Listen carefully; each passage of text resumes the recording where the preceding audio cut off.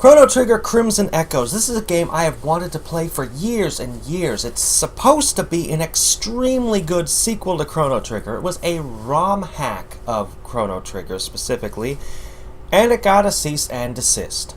I'll be playing it on Saturday at 2 p.m. Alaska time. That's an hour later than the last couple of streams, I know, but, you know, reasons. Anyway, this is kind of an interesting story to Crimson Echoes. See, Chrono Trigger's got some kind of weird legal knot that I don't understand relating to it. You'll find other Squaresoft games like Final Fantasy. You'll find fan games and ROM hacks aplenty for Final Fantasy, and I have never yet heard of one getting a cease and desist. I mean, if it ever happened, I'm just not aware of it, but Chrono Trigger, on the other hand, gets C&Ds all the time. The 3D project, or in this case, Crimson Echoes. 5 years in development, almost finished, and then it just suddenly got shut down. It's not even, ROM hacks usually don't even get C&Ds. Usually, anyway. Even, I don't quite understand what's going on, but even Squaresoft cannot make sequels to Chrono Trigger. I mean, you look at how wildly different Chrono Cross was. Chrono himself doesn't even show up. None of the original characters actually show up. You just see a couple pictures. Like there's ties to the story between Chrono Trigger and Chrono Cross, and there's stuff relating to Radical Dreamers, which never came to the U.S. and was a very strange game, which I might talk about a little during the stream also. But yeah. I don't know quite what's up legally with Chrono Trigger, but I get the feeling that there's more than one company that owns pieces of it somehow or something. Something's up with it. But, yeah. Crimson Echoes, after it was finished, or I should say, when it was almost finished, it got cut off. Some other people came and took an unfinished demo, which was a much earlier version, and then went and made the rest of the game.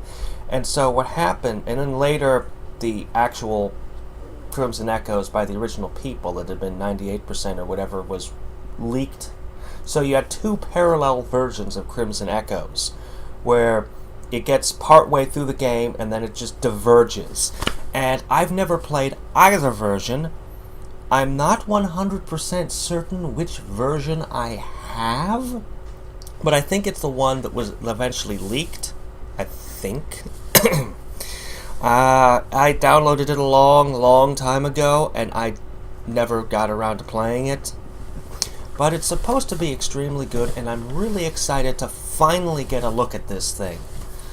And that will be on Saturday, which is August 20th, 2016, at 2 p.m. Alaskan time, because I live in Alaska and that's just the time I go by.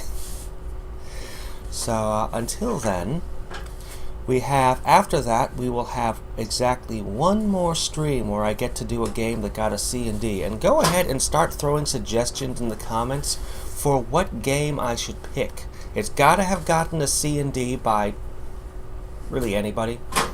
It could be a ROM hack, it could be a fan game.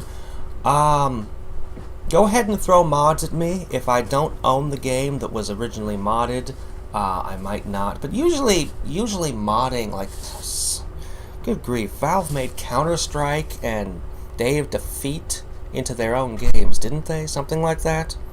Like, there's a bunch of mods that, became their own games. I think even League of Legends, I think that had originally been Warcraft 3 maps. But, anyway.